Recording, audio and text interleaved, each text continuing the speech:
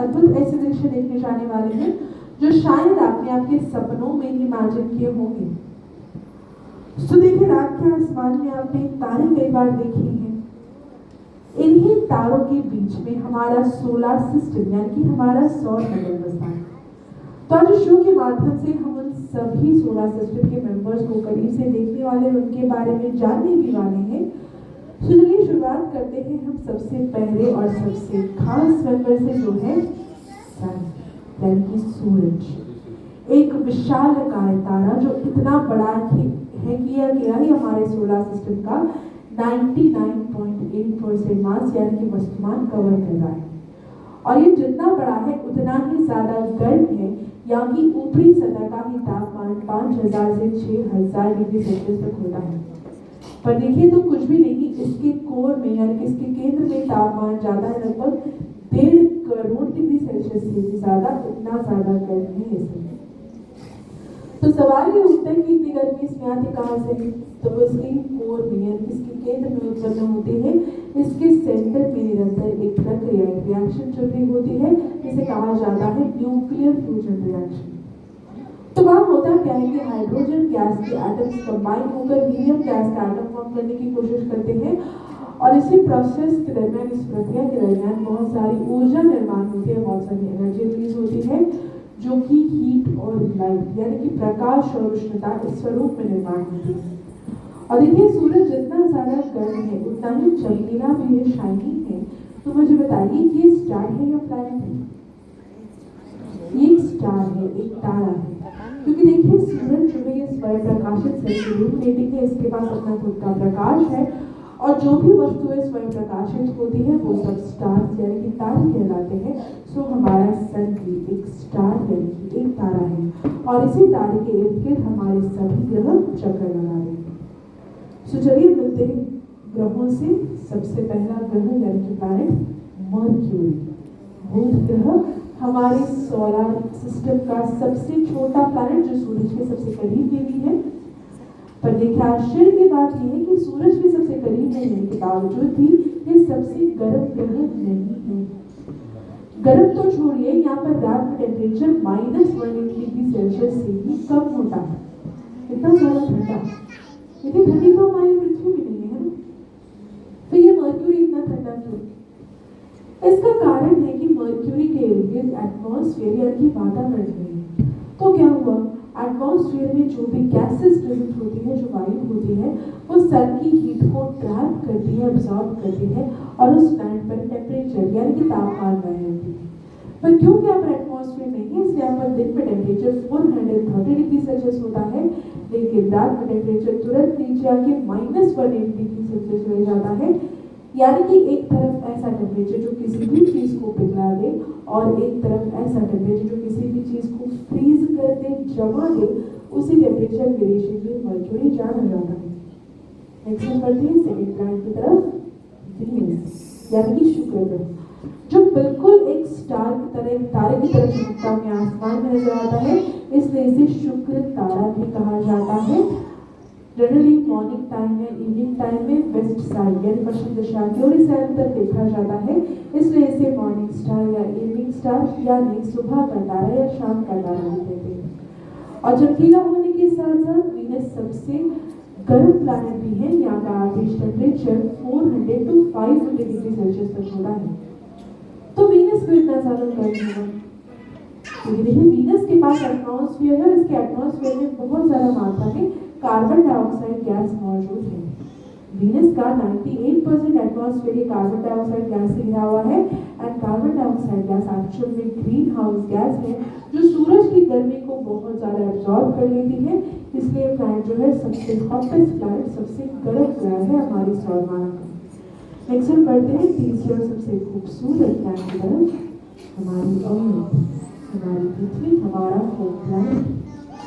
तो आप देख रहे हैं कितनी सुंदर है हमारी अर्थ, बहुत ज्यादा ब्लूइश कलर में आपको दिख रही है। ये ब्लू कलर किस वजह से? पानी यानी कि वाटर। हमारे अर्थ के सरफेस पर लगभग 71% पानी और 29% यहाँ पर लैंड है, इसलिए हमारी अर्थ स्पेस में से ब्लूइश कलर में अपीयर होती है। और आप देख रहे हैं कि थोड़ी सी टिल्टेड भी आपको नजर आ रही है, झुकी हुई एक तरफ से। ओरिजिनली हमारी अर्थ पृथ्वी के एक्सिस पर उसकी दूरी पर 23.5 डिग्री से टिल्टेड है, झुकी हुई है। और इसे झुकावट की वजह से हम यहाँ पर सीजनल वेरिएशंस यानी कि ऋतु परिवर्तन ऑब्जर्व करते हैं। और जैसा कि हम सब जानते हैं, ये एक इकलौता ऐसा ग्रह है जहाँ पर जीवन पाया जाता है, जहाँ पर लाइफ का एग्जिस्टेंस है। तो पूरी सौर माला में सिर्फ इसी ग्रह पर क्यों जीवन है, बाकी ग्रहों पर क्यों नहीं? तो देखिए, वैसे तो इसके कई सारे कारण हैं, लेकिन इसके 3 सबसे मुख्य कारण हैं। इसमें से सबसे पहला कारण है कि हमारी अर्थ जो है वो गोल्डीलॉक्स जोन में आती है। गोल्डीलॉक्स जोन का मतलब ये ना तो सूरज के बहुत ज्यादा करीब है, ना बहुत ज्यादा दूर है। इस वजह से यहाँ का तापमान या टेम्परेचर हमारे लिए एकदम सूटेबल है। दूसरा कारण ये कि हम पर वाटर यानी पानी जो लिक्विड फॉर्म में अवेलेबल है, तरल स्वरूप में है, जो दूसरे किसी भी ग्रह पर उपलब्ध नहीं है। और तीसरी और सबसे खास वजह यहाँ पर एटमॉस्फेयर यानी कि वातावरण है। और इसके एटमॉस्फेरिक लेयर्स में एक ओजोन नाम की लेयर, एक ओजोन नाम की सतह है, जो सूरज से आने वाली घातक किरणों से, हार्मफुल रेडिएशन से हमारा बचाव कर रही है, हमें प्रोटेक्ट कर रही है। और इसी वजह से इस प्लैनेट पर हम आराम से रह सकते हैं। दूसरे किसी भी ग्रहों पर इंसानों का या अन्य जीवों का रहना फिलहाल तो मुमकिन नहीं है। और इन सबके साथ साथ हमारी अर्थ का एक नेचुरल सैटेलाइट, एक उपग्रह भी है, चंद्रमा। इकलौता नेचुरल सैटेलाइट जिसे हम रोज हमारी पृथ्वी से देखते हैं। और जब इस चार्ट को पृथ्वी से हम देखते हैं तब सिर्फ इसका 16% पार्ट ही हमें दिखाई देता है, इसका सिर्फ आधा ही भाग हमें दिखाई देता है। पर इसका दूसरा भाग जो काफी ज्यादा चमकीला है, वो हमारी अर्थ से हम कभी नहीं देख पाते। देखिए, ऐसा इस वजह से क्योंकि जब ये चंद्रमा हमारे पृथ्वी के इर्द गिर्द घूम रहा है, तब ये खुद के इर्द गिर्द घूमता है, जिसे हम रोटेशन एंड रिवॉल्यूशन टाइम कहते हैं। तो हमारी अर्थ के मून के केस में इसका रोटेशन एंड रिवॉल्यूशन टाइम मतलब इसका एक दिन और एक साल, ये लगभग समान कालावधि का है, जो कि 27.5 डेज का टाइम पीरियड होता है। और इसी वजह से ये मून हमारे अर्थ से लॉक हो चुका है, जिसे टाइडल लॉक कहा जाता है। और इसी टाइडल लॉक के कारण हमें सिर्फ इसका एक ही भाग पूरी तरीके से दिखता है, इसका दूसरा भाग हम कहीं नहीं देख पाते। बस इसके अलग अलग फेजेस यानी इसकी अलग अलग कलाएं हमें देखने को मिलती है। From new moon to full moon and from full moon to new moon, यानी कि अमावस्या से पूर्णिमा तक और पूर्णिमा से अमावस्या तक ये चार्ट हमें धीरे धीरे बढ़ता हुआ और धीरे धीरे घटता हुआ नजर आता है।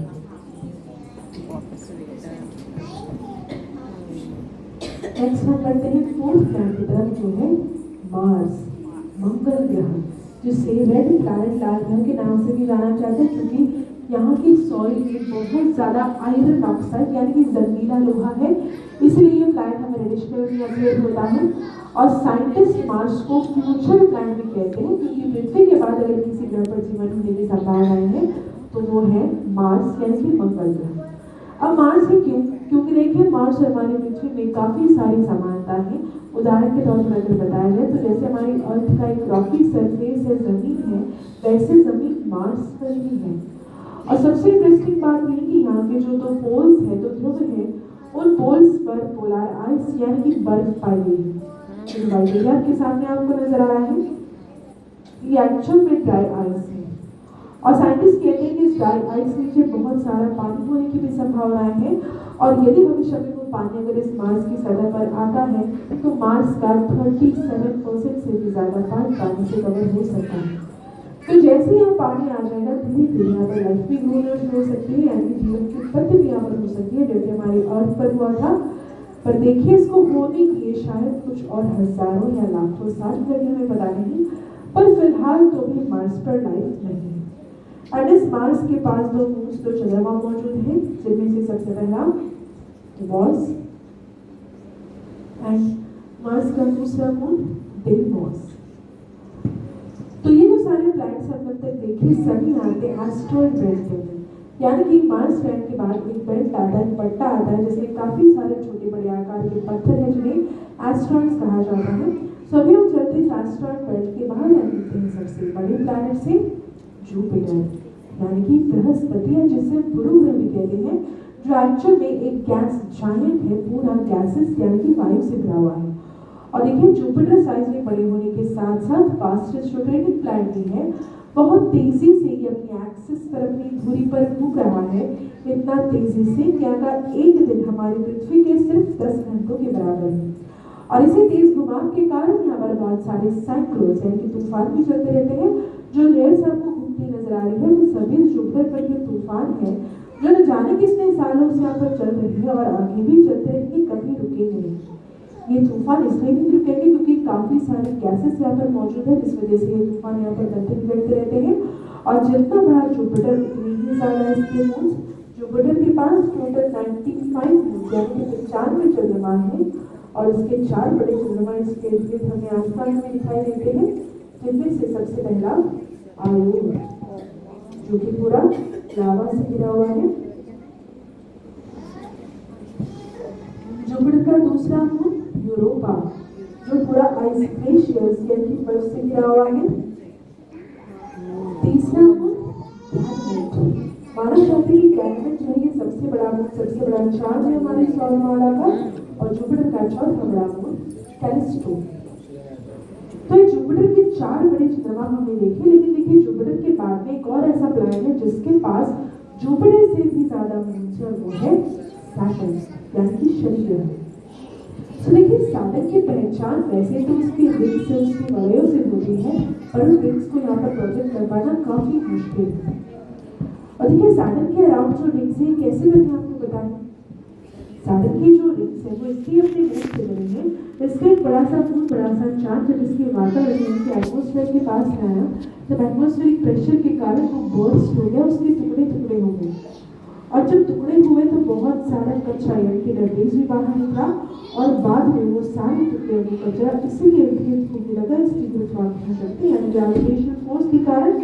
और ऐसे इसके अराउंड 30+ रिंग्स फॉर्म होगी जो कि 7 ग्रुप्स में डिवाइडेड है। देखिए वैसे तो सैटर्न दूसरा सबसे बड़ा ग्रह है हमारी सौरमाला का, मगर फिर भी ये इतना ज्यादा हल्का है कि इसे उठाकर अगर पानी पे रख दिया जाए तो ये पानी पर भी तैर जाएगा, इतना हल्का है। अब ये हल्का क्यों है? क्योंकि देखिए ये भी एक गैस जायंट है, पूरा गैसेस यानी कि वायु से भरा हुआ है। ज्यादातर हाइड्रोजन एंड हीलियम गैसेस का बना हुआ है जो सबसे हल्की गैसेस मानी जाती है, जिस वजह से इसकी डेंसिटी यानी कि इसकी घनता पानी से भी कम है। एंड सैटर्न की एक और पहचान भी है, इसे अभी किंग ऑफ मून्स यानी कि चंद्रमाओं का राजा भी कहते हैं, बिकॉज आज की डेट में सबसे ज्यादा मून सैटर्न के पास है। रिसेंटली सैटर्न के 63 न्यू मून्स को आइडेंटिफाई किया गया है और पहले की और भी मिलाकर सैटर्न के पास हो गए टोटल 146 मून्स यानी कि 140 चंद्रमाओं का ये राजा है। सैटर्न का एक सबसे बड़ा मून हम देखते हैं टाइटन। नेक्स्ट हम बढ़ते हैं सर्व प्लैनेट की तरफ जो है यूरेनस यानी कि अरुण ग्रह, हमारी सोलर सिस्टम का सबसे ठंडा ग्रह जहाँ एवरेज टेम्परेचर -200 डिग्री सेल्सियस से भी कम है। पर सोचने वाली बात यह कि यूरेनस के बाद में नेपच्यून भी आता है और नेपच्यून की दूरी ज्यादा है सूरज से, सो लॉजिकली नेपच्यून में सबसे ज्यादा ठंडा होना चाहिए था, तो यूरेनस ठंडा क्यों? देखिए यूरेनस ठंडा इस वजह से है क्योंकि अपने एक्सेस पर 90 डिग्री से टिल्टेड है, झुका हुआ है इस तरीके से। और इसी झुकावट की वजह से सनरेज यानी कि सूरज की किरणें भी इसकी सतह तक प्रॉपर्ली पहुंच नहीं पाती, इसीलिए ये पूरी तरीके से ठंडा होकर एक आइस जायंट बन गया, बर्फ बन गया है। और जब ये अपनी एक्सिस पर घूमता है तब बिल्कुल एक घूमते हुए पट्टी की तरह नजर आता है, इसलिए इसे हम रोलिंग प्लैनेट या क्राउलिंग प्लैनेट के नाम से भी जानते हैं। And now last but not the least Neptune यानी कि वरुण ग्रह, जो जाना जाता है हीरो के बारिश के लिए। कहते हैं कि नेपच्यून पर डायमंड यानी कि हीरो की बारिश होती है और ये डायमंड आते कहां से है? तो इसके एटमॉस्फेयर में जो मीथेन गैस है जिसका इसका ब्लूइश कलर आपको नजर आ रहा है, वो मीथेन गैस या एटमॉस्फेरिक प्रेशर यानी कि हवा के दबाव के कारण कंडेंस हो जाती है, सिकुड़ जाती है और कंडेंस होकर छोटे छोटे पत्थर जैसा आकार लेती है, जिसे भी हम डायमंड यानी कि हीरे कहते हैं। तो ये ऐसे 8 प्लैनेट हमारे सोलर सिस्टम में है, लेकिन इनके साथ एक और भी हुआ करता था प्लूटो, जिसे 2006 से डिफॉल्ट प्लैनेट यानी कि बटू ग्रह घोषित किया गया है। ऐसा इस वजह से क्योंकि इंटरनेशनल एस्ट्रोनॉमिकल यूनियन के अनुसार प्लैनेट यानी कि ग्रह उसी को कह सकते हैं जिसका प्लैनेट डिफाइंड ऑर्बिट होगा यानी कि उसकी स्वतंत्र कक्षा होगी और वो अपने ही ऑर्बिट में किसी स्टार के अराउंड रिवॉल्व करेगा यानी किसी तारे की वो परिक्रमा करेगा। सो प्लूटो जो है काफी बार इस नियम को तोड़ता हुआ पाया गया है। प्लूटो अपना ऑर्बिट छोड़ के नेपच्यून के ऑर्बिट में चले जाता है कुछ सालों के लिए, या उसके ऑर्बिट को कभी कभी क्रॉस भी कर जाता है, इसलिए 2006 में इसे ड्वार्फ प्लैनेट डिक्लेयर किया गया। और अब ऐसे टोटल 5 ड्वार्फ प्लैनेट हमारे सोलर सिस्टम में है। एक जो है वो एस्टेरॉयड बेल्ट के अंदर आता है जिसका नाम है सिरिस, और बाकी सारे नेपच्यून के बाद में आते हैं जिसमें सबसे बड़ा है प्लूटो, प्लूटो के बाद में। और इसी के साथ हमारा ये शो साइंस और उसके लिए समाप्त होता है। आशा है आप सभी को पसंद आया होगा। धन्यवाद।